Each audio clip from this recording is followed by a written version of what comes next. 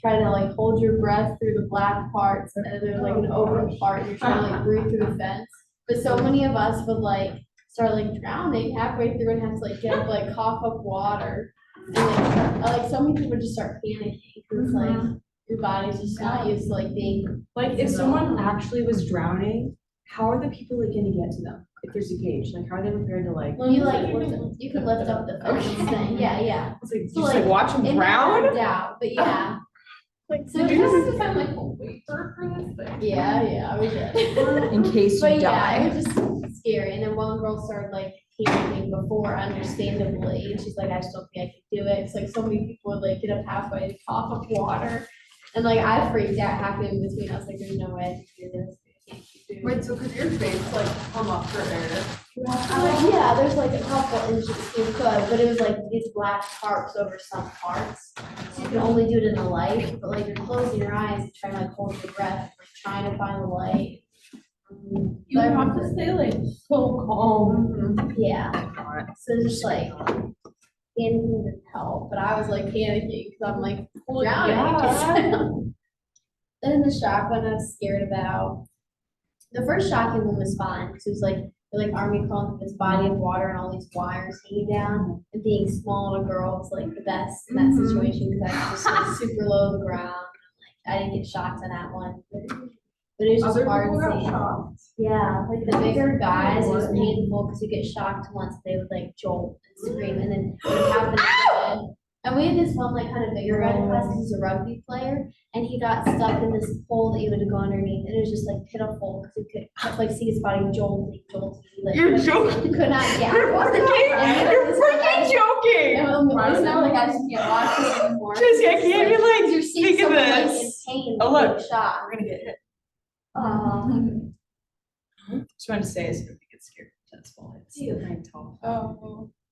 Wait, that's But so. yeah. So like it's hard watching other people because it's Yeah, like that would like get in your head. yeah, because all like half of the men there were always like ripped dudes with their shirts off, like covering their muscles, like these huge tough guys, and they'd be like screeching, like hurts. So obviously we're I'm so freaking sorry. It out. sounds like we're like, flipping torture. but then the worst one was like Saudi Arabia. the worst one was it was at the very end. It's like we have to do it. It was all these wires hanging down completely that were like charged either 0 or like 10,000 volts. And I don't even know what that Like means. for what? And then like a foot of water underneath, and you just have to like sprint gosh. through, but and like take it. And to prevent you from just like taking it, they put like a barrier in between. So it's like you have to like get over the barrier to like slow you down, so you can't just like take it and run. It's like how much pain can we put you through? So I was like, so I waited till the class went, and I was torture. like, cause everyone's gonna like, the wind's blowing and these wires are hanging, so I like tried to go slow and I'm like trying to maneuver, and then the next thing I remember, I'm like in the water, cause I got shocked, and then I don't even remember like how I got there. So then I just like kept crawling out, and like 2 of the guys in the other one like blacked out, and they were like, I showed you for like 3 seconds. I'm like, I don't even remember like getting to the end. Oh my gosh. So it was just like, I can't even like fathom this. I just was like so hell to be scary shocked. I just. But, I'd like, rather it was do so- anything else. It was good team than building. that. Like getting over the wall, like we had to make a human pyramid, like climb up each other, and like get over mud piles and like trudge through the swamp. I also just like hate being dirty. Yeah, so it was not fun. And you're a survivor. So strong. It's probably better you were small. Sounds like for most of Because them. Lana was asking me, she said, was it hard like being shorter? And I was like, honestly, I feel like it benefited me more than not, because I could like get under things or get through things when like so these good. big guys were like. I just can't imagine that like you're stuck under the shot, and you just like keep getting shocked, and your body keeps like jolting. I literally You like can't escape. And if you black out, then you can't like control yourself to like get out. So when the guy blacked out in our class, I was like, how are you Just able drag to his like, body out. yeah. But you can't, because all the water, those ones like you gotta keep going. 10,000 volts of electricity sounds deathly to me. Like I don't even have I an don't idea like- of what that I don't know means. like It's the just concept no. of what that is. Like I don't know. It's just like luck of the draw, like you could hit the one with the most or like one with 0.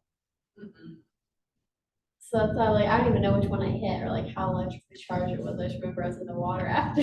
Like on the ground. So scary.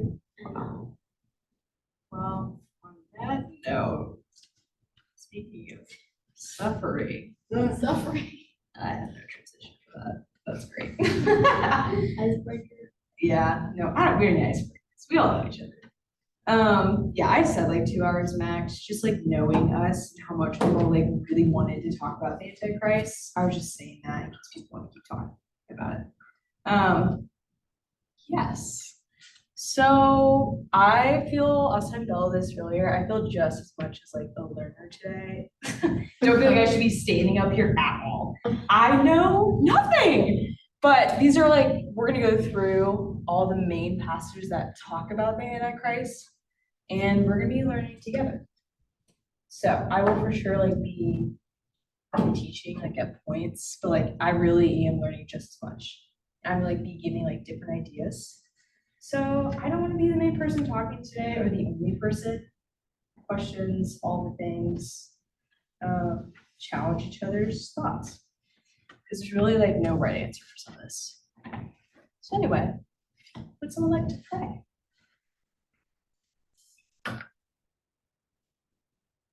Right, yeah, great.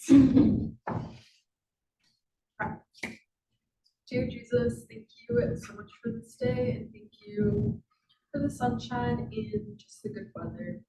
And I thank you so much for Revelation and giving us this book, and how it points to Jesus so much. And I just pray that you would open our eyes and our hearts and our minds to receive whatever you have for us, God. I pray that we just walk away with a deeper understanding of the love that you have for us, and that we would be able to share that love with others. And I thank you for Reagan, and I just pray that your spirit would just fill her and speak through her, and that you would guide our time today. In Jesus' name. Before we get into scripture, we've already kind of talked about this. There's a lot of different ideas we already have of who the Antichrist is, like all over the place. And so I wanted to like take a moment and like actually write some of those down before we continue.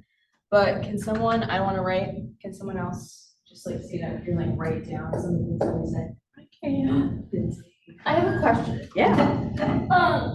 I was talking to my family. I went home yesterday, and he said that my brother said that his youth leader, his small group leader, or something, has like thinks that the Antichrist, when it refers to the Antichrist in the Bible, is like multiple people. It isn't just one person.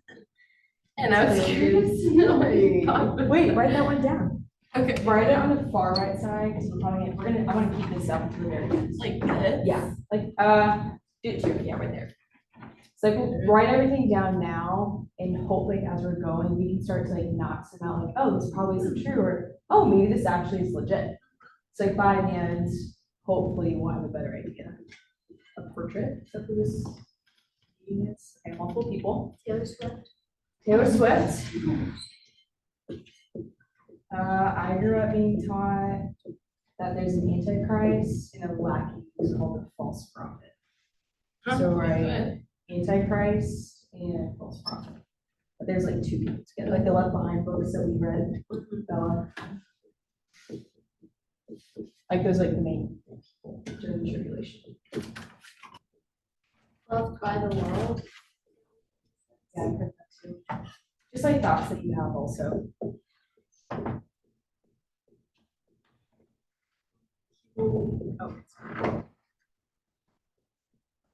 What?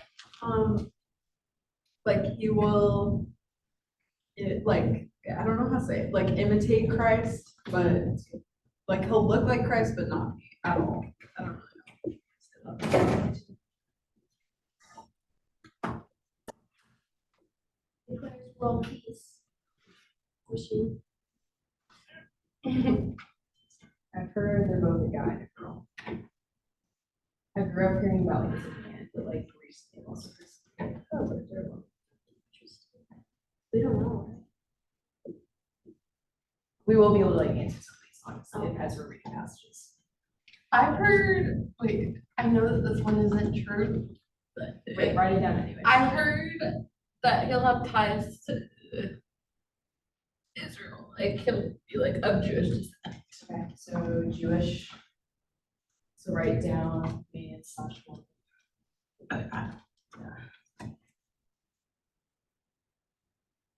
How do you spell that? Is it S?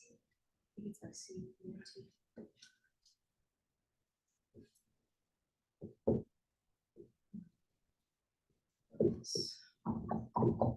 A lot of people thought it was Hitler. That's true. Do you know people thought Ronald Reagan was Antichrist? Bruh. Yeah. Wait, let's write down Ronald Reagan. I've also heard the Pope is the Antichrist. When I worked at Essen House, I had an old man come up to me like, you know, those little tracks, comic tracks. And it was of like saying the current Catholic Pope is the Antichrist. Bro. And he like, it was insane. I wish I kept that track. I'm like, this is crazy. Anyway, any other characteristics, things? Rule the world. I guess we have that there. Yeah. Or, Have like a lot of influence. yeah, influence.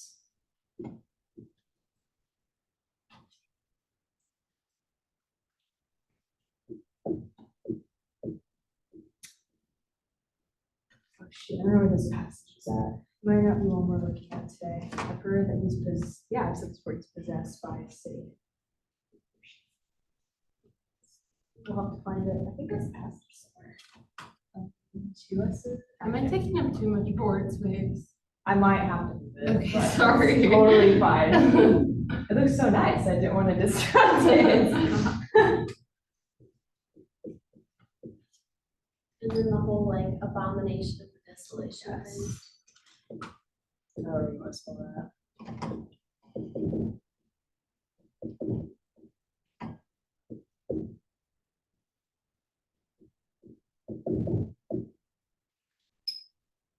Others? Great. Okay. So this passage is thank you, Lindsay. Appreciate it. I forgot my little magnets. So not that you need a magnet of Satan the Dragon, but it's nice visual. Anyway, so imagine there's a dragon magnet. So just reminding ourselves, because last week, remember, we were talking about the dragon, Satan, is really behind all evil, like inner sin, but he's behind all evil, and he will be behind the evil that's happening during the tribulation. So the dragon, anybody remember what the dragon's goal is? It's okay if you don't remember it. The dragon's goal.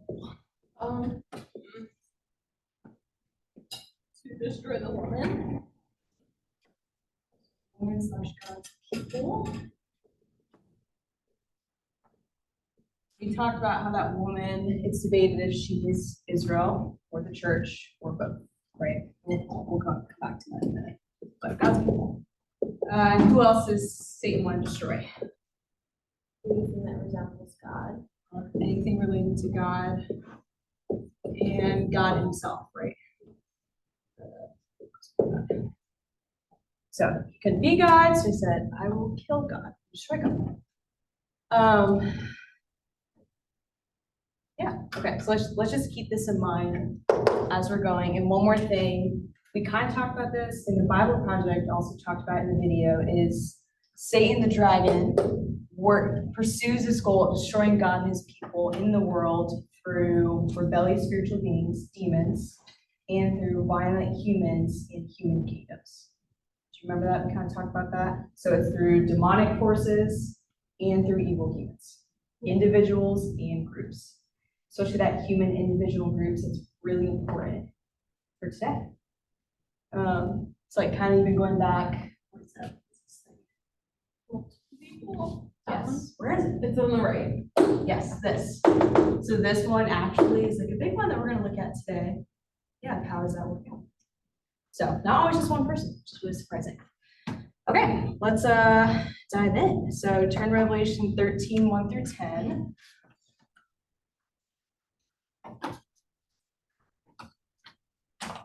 And paper notes, whatever on your desk that you have, like you can fill that out. If you really don't want to use it, that's fine. I just wanted to have you guys a visual and anyway, okay. 13, 1 through 10. So a little context where we're at, we are kind of jumping ahead in Revelation. There we go. Okay. Wait, I guess we're not. Yeah, okay. Would someone mind? No, we're not do that. Sorry. Okay, yes. So look before chapter 13. So look at verse 17. I'm going to read my version. This is after Satan has kept trying to go after the woman again and again and again, which is God's people, and God keeps protecting the woman, and Satan is failing. So he's getting angrier. Verse 17 says, then the dragon became furious with the woman and went off to make war on the rest of her offspring, on those who keep the commandments of God and hold to the testimony of Jesus. And he stood on the sand of the sea. So we're left with this very scary picture. If you can imagine just a huge red dragon just standing on the edge of the ocean, roaring in absolute fury that he's unable to take down this woman. God's people is like, I'm going for her kids. I couldn't kill her one kid, Christ, so I'm going after the rest, which is believers, right? Those who keep the commandments and have faith in Christ. So this image of his goal again is to destroy God's people. He's declared all out war on Christians. And so we're going to see him pursue this goal in chapter 13. So keep that in mind. Like, this is how he's going to destroy God's people, is through what we're going to read next. Okay? All right. So I want to read 13, 1 through 10. Sure. The dragon stood on the shore of the sea, and I saw a beast coming out of the sea. It had 10 horns and 7 heads, with 10 crowns on its horns, and each head had a blasphemous name. The beast I saw resembled a leopard, but had feet like those of a bear and a mouth like that of a lion. The dragon gave the beast his power and his throne and great authority. One of the heads of the beast seemed to have a fatal wound, but the fatal wound had been healed. The whole world was filled with wonder and followed the beast.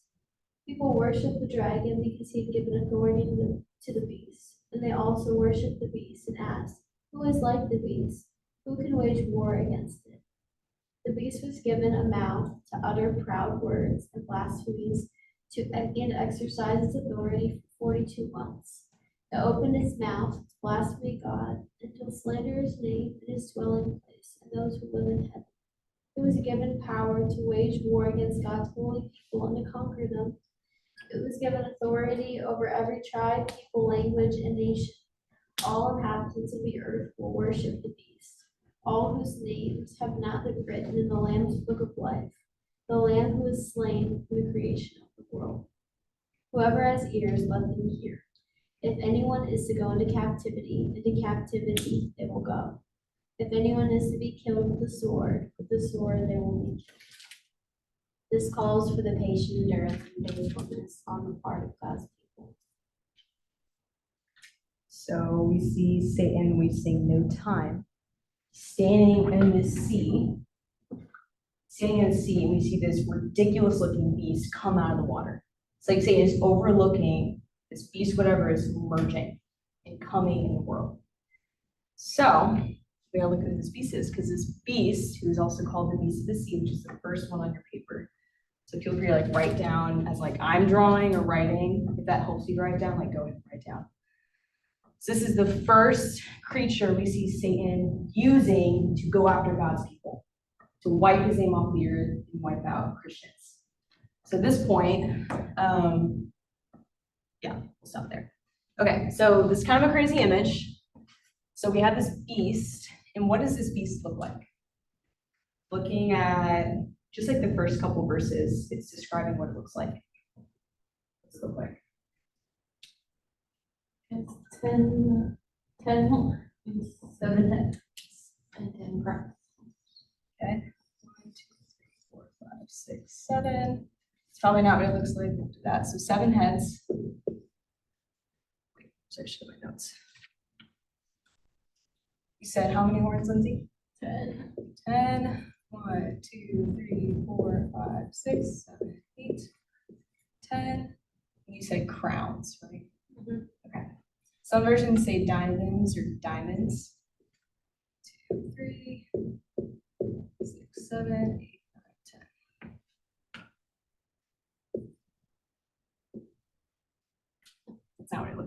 These are heads.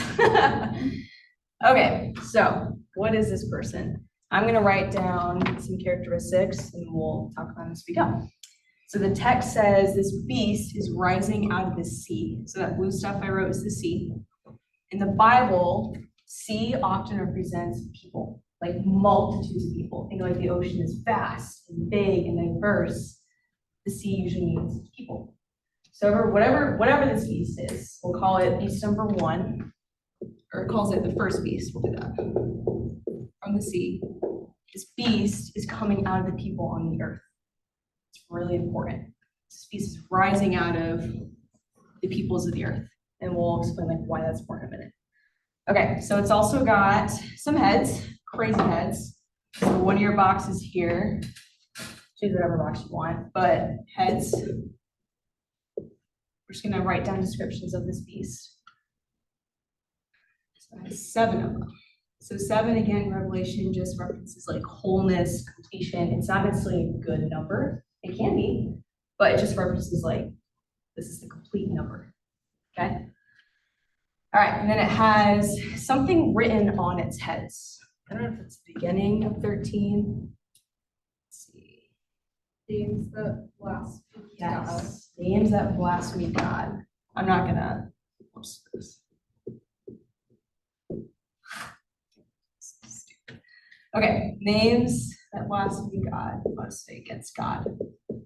So this thing, whatever this beast is, seems literally made, and how its very makeup and physical makeup is to oppose God, to hate God, dishonor God's name. So names against God. It's got horns. It's great horns in one of your boxes. And it has 10. What's interesting is these horns have crowns on them, which is kind of weird. You never think of like a rhino horn or a lamb's horn. Like, why the heck would you have a crown? It doesn't make sense. Humans, right, are usually the ones who wear crowns. So again, it's important. We'll get to that in a minute. But these 10 horns have 10 crowns or diamonds on them. What else here? Beast. Okay, right in your top box, whatever one. This thing is a beast, monster, or whatever. And it describes it like an animal. Look at the first couple of verses. What kind of animal does it describe it as? Or a couple animals, actually. A leopard. Like a leopard.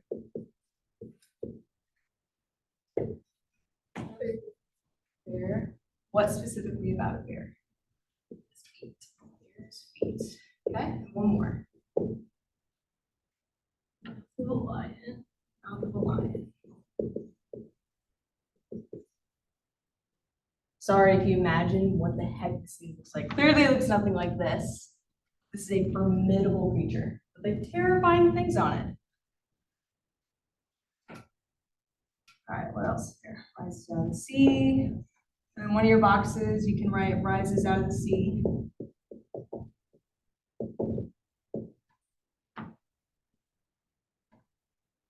So I guess if you want to write, or whatever you want to write.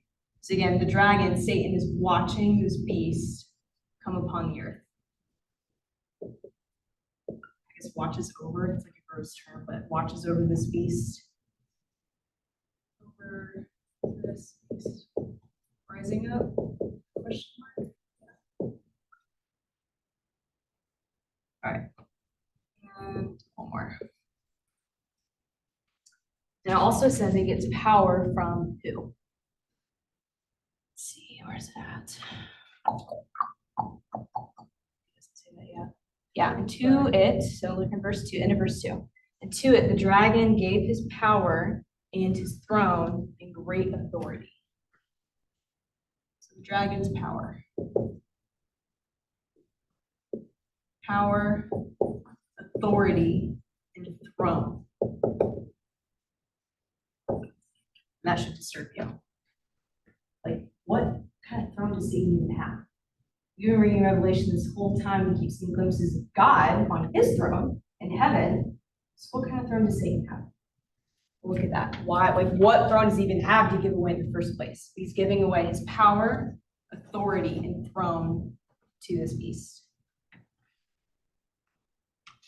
Okay. So, who is this beast? So, two different thoughts that people have on who this beast is. Some people think this beast, the first beast, is the Antichrist.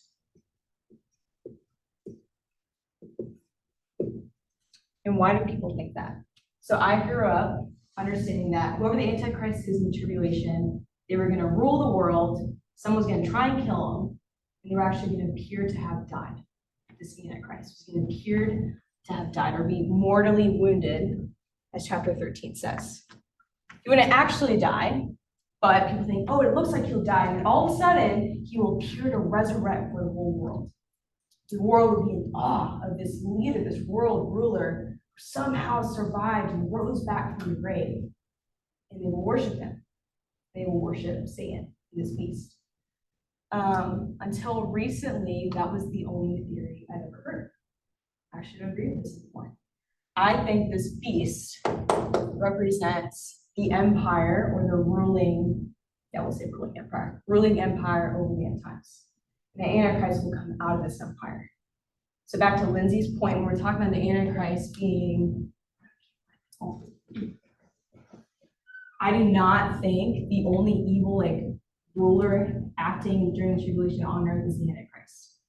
No, one person ruling the whole world. What the Bible actually points to more is there's going to be an evil empire, human empire. So again, that violent human individuals and groups ruling the world, in which the Antichrist is going to come out of. So, we'll get into this in a minute. So which one is the Antichrist? We'll get more into Revelation, and I do think he's still there. He or she is still there. But for now, I want you to picture this beast as a group. Okay? Now I'm just going to make what the imagery means. Okay. So for now, we're going to write end times empire.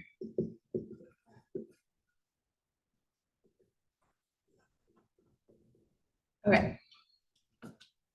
So horns, what are these? We'll do horns. So what are these horns? So these horns represent 10 kings, human kings, who are ruling over human nations, who are basically going to align themselves with this beast, which is the empire. So think of the actual beast is this empire ruling. So there will be 10 human kings over their nations who are going to align, basically become BFFs with this empire. Does that make sense? Okay. And why am I saying kings? Well, there's a crown on these horns. They are rulers. They have ruling authority. In the Bible, horns, usually horns of sheep, bulls, things like that, usually represent power, authority, like a ruling authority. So these horns, which are kings, have these crowns on them. So they're kings. All right, so we already see this beast, sorry, not beast, empire. Who's the beast? These BFFs with these kings.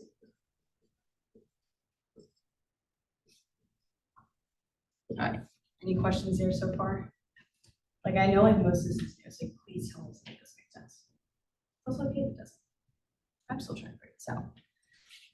Okay, so if the horns are the kings, what are the heads? This one gets a little interesting. So the heads represent the heads represent earthly kingdoms. So in your mind, the horns, think of these are kings that are going to be with this empire during the tribulation. But now you need to change your mindset. These heads represent earthly kingdoms, not just in the tribulation. This is actually much bigger. These earthly kingdoms, throughout the Bible, we actually see a lot of earthly kingdoms that work against God.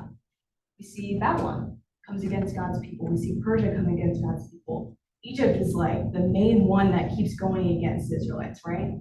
They first enslave them. They're you can't go. They kill their children. They mock God while Moses is there trying to free the people. Then they get out and they're the main enemy of the Israelites throughout time. Even when Israel's a kingdom, the main army that keeps coming against them. So there are earthly kingdoms throughout biblical history, yeah, who have come against God. Or not biblical history, sorry, earthly kingdoms throughout history. All right, so let's pause and focus on these heads, which are earthly kingdoms. So what do I mean by that? Okay, this is one of the areas where I'm learning still myself, and this is like just a theory, but we'll get there. Okay, so what are these kingdoms? So this is the main theory of who are these kingdoms that have come against God in the past. So the first one, so think of like the first head. People think it was Egypt, which I kind of mentioned. So like I just said, in the Bible, we see Egypt came against God and his people. And even today, it's actually been repeated. Yeah, they're mainly an Islamic nation. They're not against God. They are against God. People then think the next head or kingdom against God was Assyria. So I don't know how much you know about the Assyrian kingdom, but they were one of the kingdoms that took down one of the Israelite kingdoms. So back when Israel was a country, so way before Jesus' time, and the Jewish kings were over the land, the one country of Israel, this is Israel, pretend like it's that, was one kingdom under King David and his son Solomon, right? It was a united kingdom. However, things are fickle, we don't get along, so there's a civil war. And so the upper portion, what was the United Kingdom, became known as Israel. The bottom part of what was used to be United Kingdom became known as Judah. So as you read in the First Kings, Second Kings, Chronicles, all these stories of these different kings, it starts as one story under David and Solomon, and then you start seeing the Bible tell two different stories of these two kingdoms. And as the Bible is telling these kingdom stories of how they're still trying to follow God, Judah, the bottom kingdom, it has a couple good kings that follow God. For the most part, its kings keep getting worse and worse.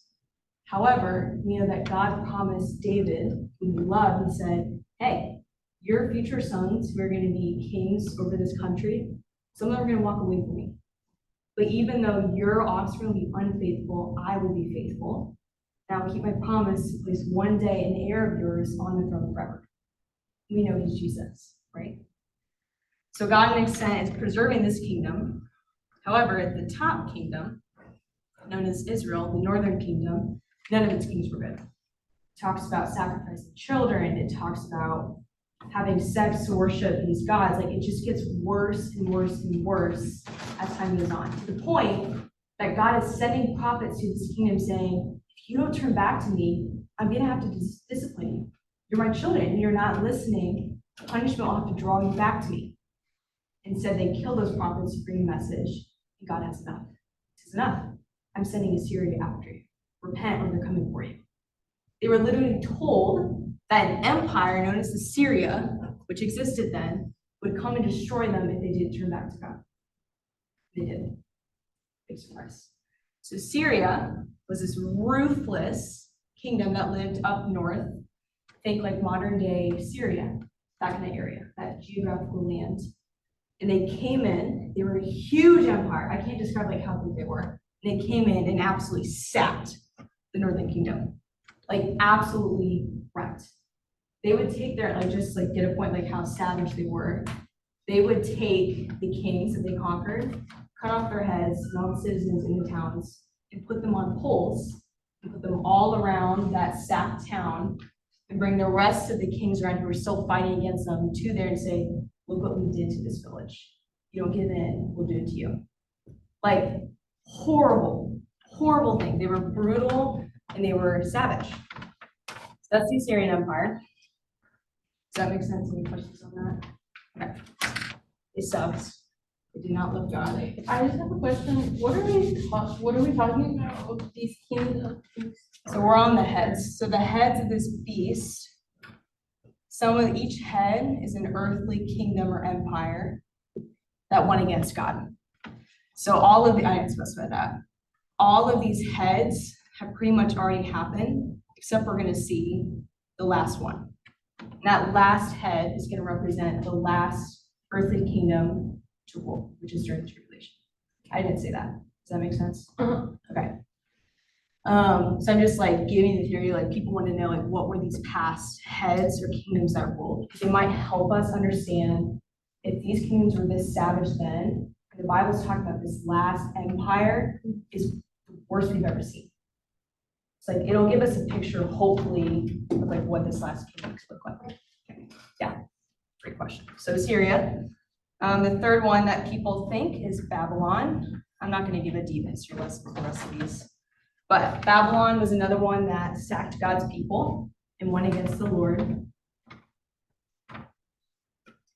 The fourth head or earthly kingdom is known as a thing called Medo-Persia. Just for simplicity's sake, you know the story of Esther. And she got married to a king. That was the Medo-Persian Empire, just for like context. So another empire that kind of was ruling over God's people, they did not follow God. So she's actually perfect. So Medo-Persia. Fifth head or earthly kingdom. But sorry, can you repeat what you said with the fourth head, Fourth head. or the fourth net, Medo-Persia? Yes, so that was an empire that ruled around Esther's time. So there's a couple Persian kings. So you see the story of Esther. That kingdom is part of the earthly kingdom known as Medo-Persia. And like, if you want to learn more, you can absolutely go look up or ask professors. They can tell you much better than I could what this kingdom was. Okay. I'm just not going to know it because honestly, this doesn't matter for today. Just giving you context. Okay. Fifth one, Greece. So Greece, all of these are known as like dominating world powers in their own right. Greece, I mean, our culture today in the West. Oh my gosh, were we ever influenced by Greece? Greece took over like most of Europe and most of Asia in its time. They're a powerful earthly kingdom. So Greece, which was around Jesus' time and after. So we're just like getting down the timeline, if that makes sense, getting closer to today. All right, 6 is Rome, which is Christians. We've heard a lot about Rome, and we know that Rome hated Christians at first. People like Nero, who's an evil Roman Empire, who was persecuting and throwing Christians to the lions just for fun. It's like just evil, such a sinful empire. They just got further and further from God. And they dominated like everything. What area did they not touch? We also owe a lot today we have in our culture to them. So they were the 6th one. And now we get to the last 2 heads. The 7th. Is it 7 heads? Yeah, 7 heads. Put this over here. So the 7th one, this one right here, the 7th head on the beast, that's really messy. This is the last earthly kingdom that's going to be on earth that will dominate most of the world, that will be against God. This is the end times one, the end times empire kingdom that we obviously don't know for sure. Does that make sense? Okay, any questions with that? This will make sense is like we see more context in scripture, like they use the same language. So that's gonna be during the tribulation. Yep, during the tribulation. Yeah. Okay. Let's see, anything left of that guy? Yes, okay. So why do I think this is not the Antichrist? A lot of reasons. One of them being the fact that it's rising out of the sea. An empire is not built with just one person, right? It's built with many, many people. And usually because this empire has many different kinds of people that make it up. So for scripture to use the language of the sea, which almost always means in scripture to reference like multitudes of people, it doesn't make sense. Like this beast or this empire is made up of the peoples of the earth. Does that make sense? Okay. All right, so that's our first guy. Any last comments on that? We'll get to the actual Antichrist. Hopefully this will make more sense. Okay. All right, let's read on. Let's go to, oh, I didn't even say that. Look at verse 3. So verse 3, would someone mind reading 3 through 4 out loud? One of the heads of the beast seemed to have had fatal But the fatal wound had been healed. The whole world was filled with wonder and love. People worship the dragon because he has given authority to the beast, and they also worship the beast and ask, who is like the beast who can wage war against it? So it's talking about this beast died or appeared to have died. Does yours guys say appeared? I want to make sure we look at this language. Mine says in verse 3, it says seemed to have a mortal wound. Seemed to have or appeared to. This is really important. This beast did not actually die. Even if you think that this is just a person, the only person who's fully capable of dying and rising from the grave is our God. Like, just flat out. But they're going to be deceived, and they're going to think that if you think it's the Antichrist, like you think it's one person, they're going to think this person's actually died. So because I'm talking about this beast being an empire, though, how can an empire be mortally wounded and come back to life? So I actually don't think this is a literal, look like death. Does that make sense? So what I mean by that is this empire will appear to have died or lost rule or died as an empire and then come back. And we will get into more of why that is a theory later. But I want to bring that up because some Christians think that because this first beast is the Antichrist, this means that this one ruler will have appeared to have died and will resurrect supposedly before the whole world. It's okay if you believe that. I'm teaching you the theory that I believe today. I also believe for years, and most of my family believes that this is the Antichrist, this first beast. Okay, it's just throwing out different ideas. It's an intro to Antichrist. All right, so either it's a resurrected empire or a resurrected person. Cool. All right. So let's go on. So as a result of this resurrection, they're worshiping, let's see, who are they worshiping? They're worshiping Satan and they're worshiping the beast. So they're worshiping both. All right, so what is this empire's reign? I don't know where to write anything. Okay. So as this empire is ruling over the world during the tribulation, what does their reign look like? So look in verse 5 through 8. What are some qualities of this beast, ruler of the earth?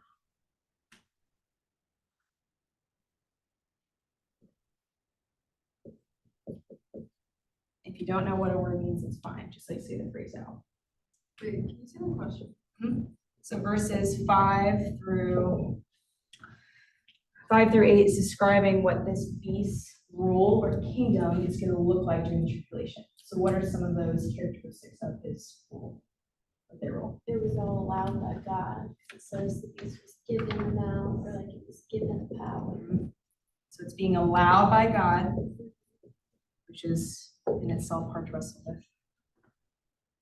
Spoke terrible words of blasphemy. Spoke blasphemous words. I spoke against God.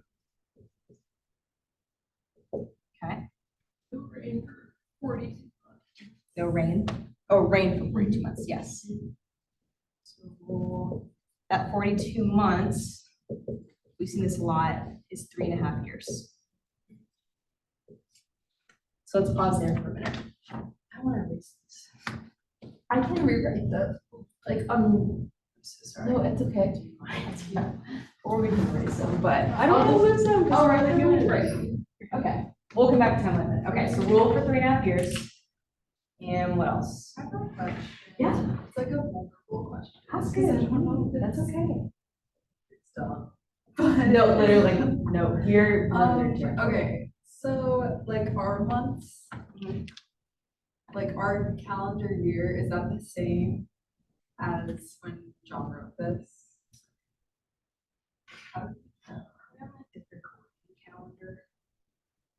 I think so, because we follow Rome's calendar. The Catholic Church, because the Catholic Church came out of Rome, which came out of the Roman Empire. The Catholic Church has the same calendar as Rome. John lived, who wrote this book, lived during that time. So maybe. Cool.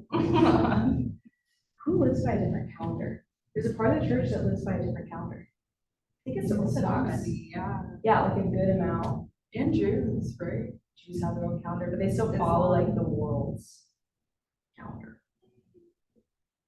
What could it be? That was a dumb question. Okay. Bro. Dumb Question. Literally no. You want me to repeat anything too? Like, it's kind of whack. Okay, so allowed by God, spoke against God, ruled 42 months. He was able, oh wait, he was able to wage war against God's holy people and conquer them.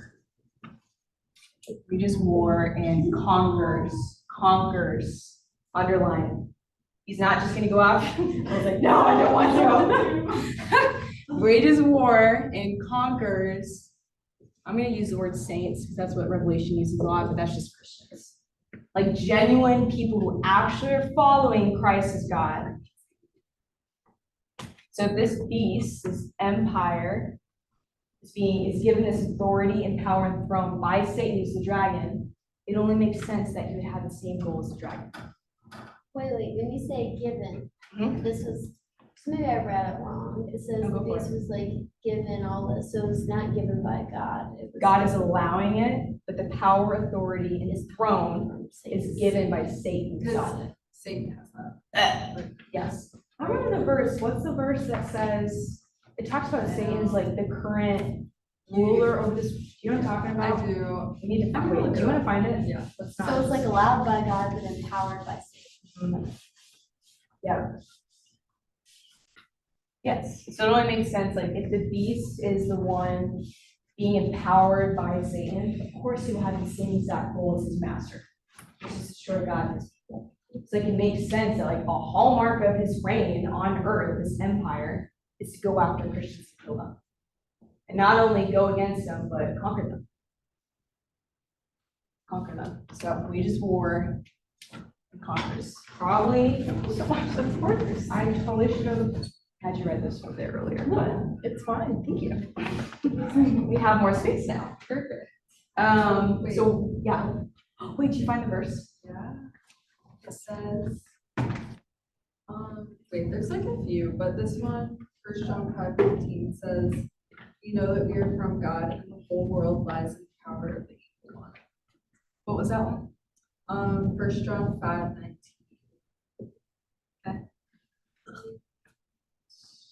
Wait, should I do more? Yeah. Oh, whatever you think is relevant, whatever you want to read.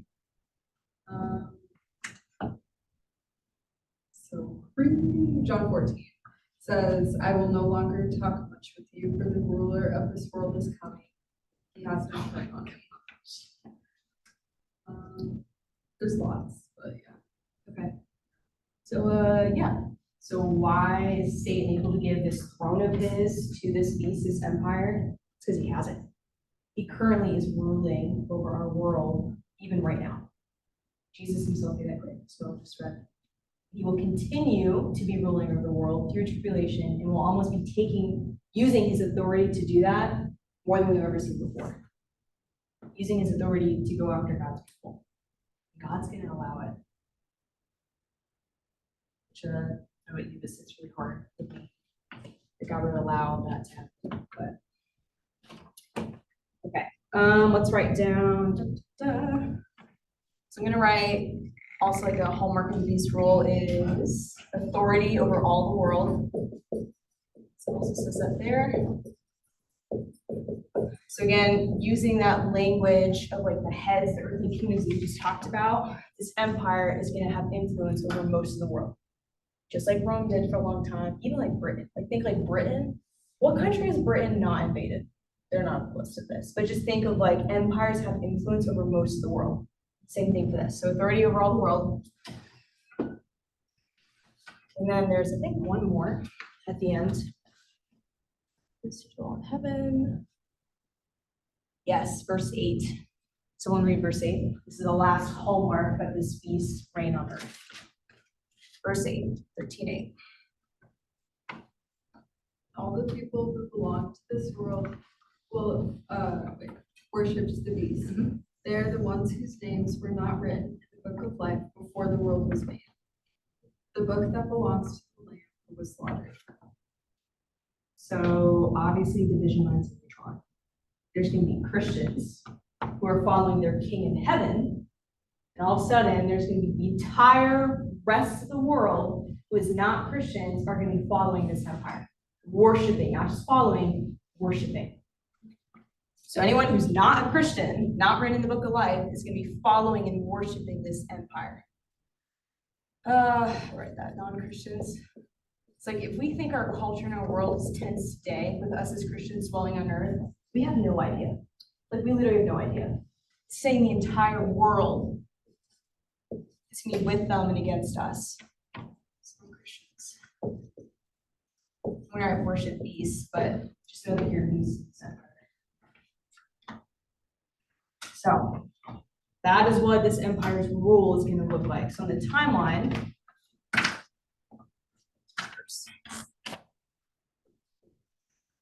all right, here's Jesus. Woo! We'll get there eventually. Here's us. We're not in 7 years yet. It's the midpoint. Let's see. So remember, all this time, the 7 years, God's judgments will be poured on the earth. He's going to pour judgments of fire and storms and those crazy locusts and all these things in an effort to turn people back to himself. But we know that they're actually going to get worse than evil and they're going to keep going against God. To the point where they're not only rejecting him, they're against him, against those who are with him. So whatever you believe, the seals, all that. Remember I said it might just be like one actual judgment thing and not 3 separate ones? Let's just think of that. So God's judgments. So this empire's rule, it's saying it's going to be for 3.5 years, which is this latter part, the last 3.5 years of the tribulation. So we'll write, I'm going to write beast empire, just so beast empires rule over the earth. Right up until Christ comes back, is the true king. So they're going to be playing dress up and make believe like, I'm the king of the world. And they're not actually. Until the real one comes. So I feel like a lot of what we've been talking about recently has been like the latter half of the tribulation. So is it like basically the abomination of desolation is kind of the point where we just like realize like this is happening? Because like I don't know, I feel like we haven't talked a lot about the beginning 3.5 years. So is there even like a lot of that happens in those first, like, I mean, I'm sure like things will happen. Right. But it seems like a lot of the stuff takes place in the latter. And you're right, which is what I call the Great Tribulation. Yes. Even we could be in the first half right now. And not We could be, even not know it. Yeah. Yes, so some people, up till now, like, I've been teaching you guys, mainly, like, we don't have an idea of when it'll start. But there is one theory that I've been taught a lot, and I haven't been teaching it so far because I just wasn't sure about it. Like, I'll tell you about it now. Does that make sense with my prefaces? Okay. So I'm in the middle, like, I love Jewish people. I love Israel. You guys know this.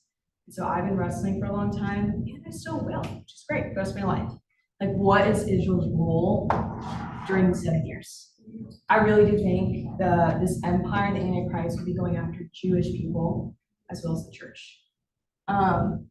And honestly, like the last 2 weeks since we learned about the woman who was pregnant and gave birth, and I said at the time, she's like both Israel and the church. Actually, no, that one. I think she's just Israel. It doesn't make sense. Like, how could Jesus be born of the church? Like, scripture's clear, like, he built and he birthed the church. We also know the church, the very beginning, was founded upon just Jewish believers. Like, we came out of that. Your opinions, whatever, but like the more I've been reading them, I'm like, oh, makes sense. So why do I say that? So the theory of here is that some people think there is going to be, so the Antichrist, we'll say, is just one person right now. Forget the beast, think of the Antichrist. Some people think the tribulation will be marked, like the start of it will happen when the Antichrist will make an alliance with the 10 kings that we talked about earlier. And what's this alliance? This alliance is going to be against Israel as a nation. and the Jewish people. So back to the beast metaphor. I said this beast is a metaphor, and we have those 10 horns with crowns. Again, these 10 earthly kings are going to be besties with this evil empire. We're going to talk about this more in a minute, but the Antichrist is coming out of this evil empire. And so those 10 kings will align with the empire by aligning with the Antichrist. So people's theory, and I do believe this, I haven't looked at it a lot for myself yet, which is why I haven't told it, is that the Antichrist, the tribulation will start when he makes a covenant or an alliance with those 10 evil kings to go against and wipe out Israel. We're already seeing this kind of language today. Like, I don't know if you've looked at things with Iran. Their whole goal as a country, as a nation and a ruling country, is 1, to go after Israel, and 2, to go after us, America. That's their number one goal. Is they will say this. It's in I think their country constitution. I don't remember which one. It's like one of their main state documents. Is our goal as a nation is to wipe out Israel off the face of the earth. Not just the country, Jewish people. Why? Because they're Jewish. That's it. Like the Holocaust, like I don't even need just the history of Jewish people is, I really do think when Revelation is talking about Satan going after the woman, who I really do think is Israel, we've seen that throughout all of history. It's remarkable that they're even alive. Like I don't even know how they're alive. We, like as Christians, we've been one of the main people to go against them. We've tried to kill them like at least 15 different times. Whole countries, you guys. Spain tried to kill them. Germany tried to kill them, like nation after nation. Muslims tried to do this. Today, Iran's trying to do this. More countries in the Middle East are doing this. It's insane. And there's such a tiny people group. Like, why does it matter? Because they're God's people. Because the Bible's talked about Satan's going after them forever. Because Christ came from them. And he'll use them again during tribulation with the gospel task force, the 144,000 Jewish believers who are going to spread the gospel during this time. So that's the main theory. And if this is true, like talk about a clear marker of like when the tribulation started. Like that is as clear as you can get. With literal 10 nation leaders with a person who, I guess at that point you would know is the Antichrist, going against Israel saying we want her dead. It's like when I see the news right now in our country of protests, half this country wants Jewish people dead. It's really scary. Like look at New York City right now. It's absolutely terrifying. And New York City outside of Israel is the biggest place in the world that has over 13 million Jews. And remarkable that anywhere else in the world, it's New York City right now that has the most oppression and most cry for their death out of anywhere. It's just crazy. I gotta change it, but does that make sense? Yeah. Okay. There's scripture to back this up. I don't have it. I will find it. I promise I'll give it to you. I just don't have time to get into it. So. If I'm getting too caught up in it, No, it's okay. help me, but I think I'm confused about like the 10 kings and nations, or kings of nations, versus the like earthly kingdoms. Because is it The heads like, do versus they the horns. overlap? They will. Like, Let's go there now. We were gonna go there later, but let's we go there now. can go there. No, I was praying the Lord would help me figure out how to bring this in. So we're gonna go there. Okay. Turn to Revelation chapter 17, verse 1. So this is like, we're skipping in Revelation. Before we read this passage is talking about, during the tribulation, it's talking about a woman named Babylon in this passage. We'll read it in a minute. What she represents is Babylon's a real empire, as we just talked about. Babylon in the Bible represents like the epitome of evil, like wickedness, mockery against God, blasphemy, just like as far gone as humanity can get, Babylon, the woman, represents us. So it's going to be talking about her, and in this passage, it's going to talk about Babylon riding this beast that is the empire. What that language means, we'll read it, is that this empire is going to be just full of as evil as we can get as humanity. This empire is going to represent the woman Babylon. Does that make sense? Okay. So it'll talk about the heads in the horns a little bit more. So let's read it. Really love to read more. That's so long. Let's just go around, read a couple verses. I'll start a little bit and just around that until we get to the section I want, okay? 1-18. Yes, good eye. All right, verse 1.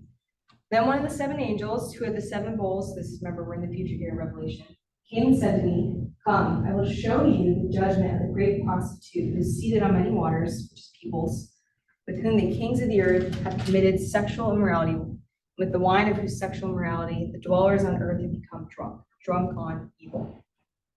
And he carried me away in the spirit into the wilderness, and I saw a woman sitting on a scarlet beast that was full of blasphemous names and had 7 heads and 10 horns. This is the beast empire. Well, you want to pick up at 4? The woman wore purple and scarlet clothing and beautiful jewelry made of gold and precious gems and pearls. In her hand she held a gold goblet full of obscenities and the impurities of her immorality. A mysterious name was written on her forehead: Babylon the Great, mother of all prostitutes and obscenities in the world. I could see that she was drunk with the blood of God's holy. Oh my gosh. Who were witnesses for Jesus. I stared at her in complete amazement. "Why are you so amazed?" the angel asked. "I will tell you the mystery of this woman and of the beast with 7 heads and 10 horns on which she sits." Verse 8. The beast which you saw once was, now is not, yet will come up out of the abyss and go, what's the abyss again? Hell. And go to its destruction. The inhabitants of the earth whose names have not been written in the book of life from the creation of the world will be astonished when they see the beast, because it once was, now is not, and yet will come. This calls for a mind with wisdom. The 7 heads are 7 hills on which the woman sits. There are also 7 kings. Let's pause real quick, sorry.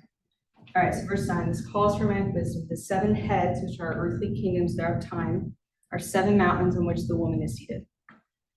So Babylon, again, in the Bible, represents evilness, like evil as much as you can get. So it's saying that she's sitting on those 7 heads, which are kingdoms and mountains.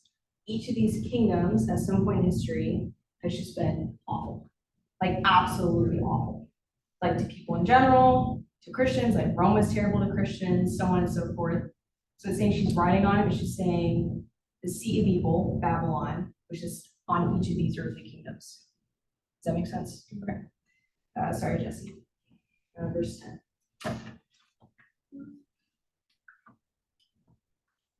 There are also 7 kings. Wait, verse 10. Yeah. Okay. There are also 7 kings. 5 have fallen. 1 is, the other has not yet come. But when he does come, he must remain for only a little while. The beast who once was, now is not, is an 8th king. He belongs to the 7 and is going to his destruction. 10 horns you saw are 10 kings who have not yet received a kingdom, but who are for 1 hour will receive authority as kings along with the beast. They have one purpose and will give their power and authority to the beast. They will wage war against the Lamb, but the Lamb will triumph over them, because he is Lord of Lords and King of Kings. And with him will be his called, chosen, and faithful workers. Then the angel said to me, "The waters you saw where the prostitute sits are peoples, multitudes, nations, and languages. The beast and the 10 horns you saw will hate the prostitute. They will bring her to ruin and leave her naked. They will eat her flesh and burn her with fire. For God has put it into their hearts to accomplish his purpose by agreeing to hand over to the beast their royal authority until God's words are fulfilled. The woman you saw is a great city that rules over the kings of the earth." Okay, there was a lot there. So let's go back to the middle of it. Like there's a lot there, but I want to really focus on the beast and those kings. So look at verse 9. So verse 9. Okay, I'm gonna erase this part right here. Is everybody good if I erase this?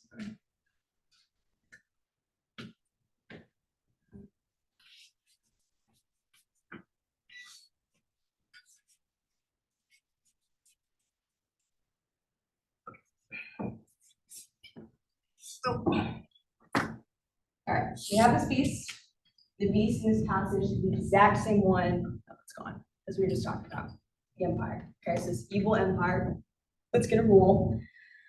All right, so verse 9, this calls for a mind with wisdom. So we want to pay attention to what it's saying. So be careful with how we're interpreting this. The 7 heads are 7 mountains on which the woman's seated. There are also 7 kings, 5 of whom have fallen. One is, the other has not yet come. And when he does come, he must remain only a little while. So, of those heads that we just talked about, those earthly kings that have come and gone, this is what's going to start to help us understand what this final end times kingdom is going to look like. So it says, first, 5 have fallen. So 5 earthly kingdoms who had earthly kings, it's like legit, like literal interpretation, 5 kingdoms have already come and gone. Like as in we're done. So even go back to when John wrote this, when he wrote this, which was 2,000 years ago, 5 world-dominating kingdoms had already come and gone. Probably should start this earlier. So when I was writing that list, When he wrote it, like. so remember when you're it's real reading, life. yes, remember when we're reading Revelation, always think back to what was in the world, like what does this mean for the original audience? There we go. Because if you just read this now, there's a lot of kingdoms that have also come and gone, like Hitler's not part of this. We're thinking John's time, what earthly kingdoms have come and gone? So the main ones, and I just wrote this list, but I'm gonna write it again. So the 5 kingdoms that have come and gone: 1, Egypt; 2, Assyria; 3, Babylon; 4, Medo-Persia, which again is the empire during Esther's reign; 5, Greece. So all 5 of these world-dominating powers that had traces of the Babylon woman, who were evil and wicked, and whose rule ended.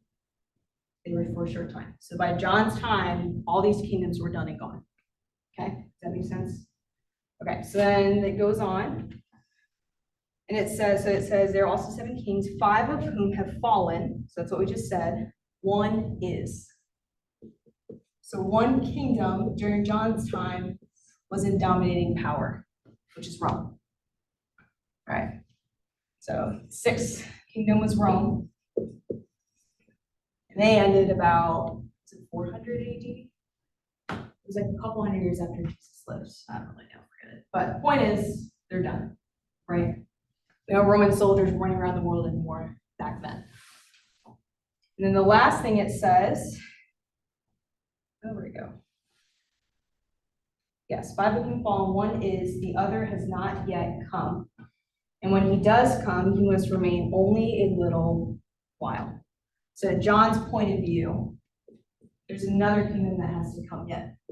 1 has yet to come. So you could say future kingdom. This is the 7th kingdom, which scripture doesn't really know, and people don't really know. I'll get to like what we think it is in a minute. No, there's a 7th kingdom, and when John wrote this book, God was made clear in this book, like, hey, there's another world power that's going to come yet, but you're not going to see it.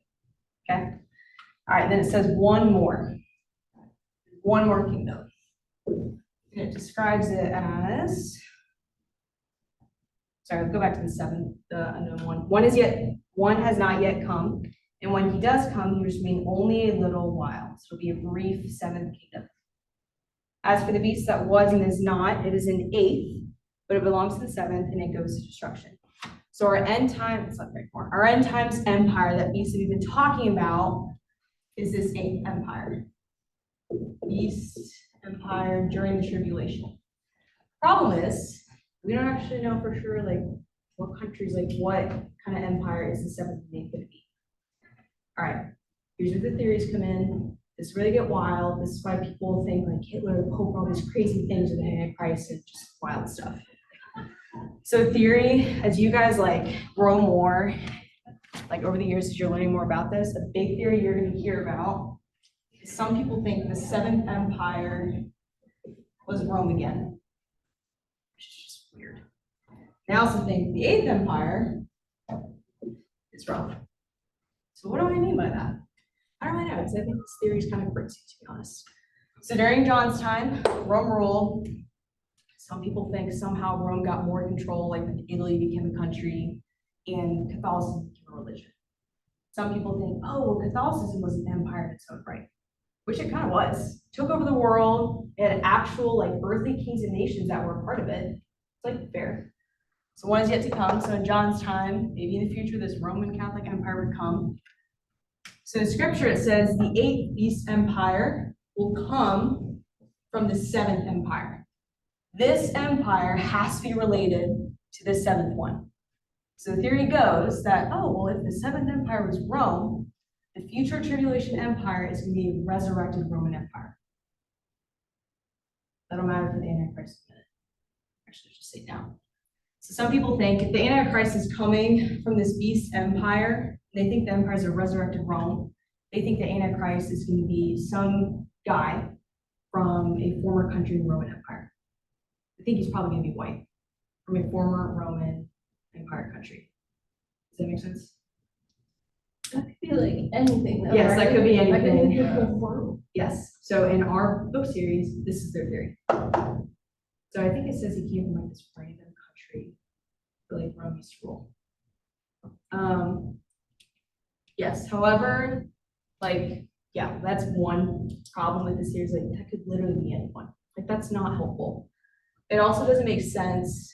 John over here when he's writing this, if this was Rome, which most people agree, like all these, most people agree like this is correct. If this is Rome, why would John go to the trouble of not even telling us these other ones? Why would he go to the trouble of saying, oh, but there's this 6th kingdom, and then a different one, and then a different one? Why would he just stop writing right here? Why would he continue to write if they're the same kingdom? That doesn't make sense. Also, like to the point that you said, it's like that could be anyone. So this was the main theory for like the several past decades and why people said, oh, this is the Antichrist and all this crazy stuff, and like Hitler was, because Germany used to be a country that was ruled under the Roman Empire.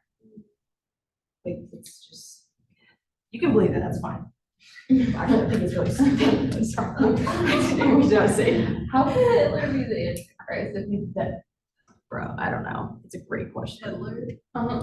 They did that. Like they thought. They actually got that. Sorry.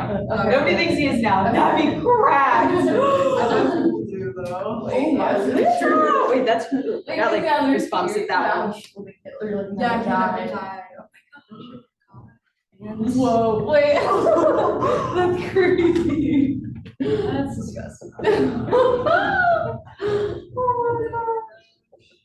Okay, so here's the theory now.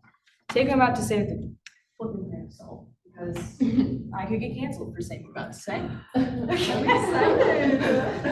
You canceled. I'm gonna cancel you. Trust me, I'm gonna get canceled. You don't secretly record me as I'm about to say this. I'm totally joking, but like actually with. I'm gonna stop recording. Wait, what? No, like I'm being serious. I can't have this online. I think it's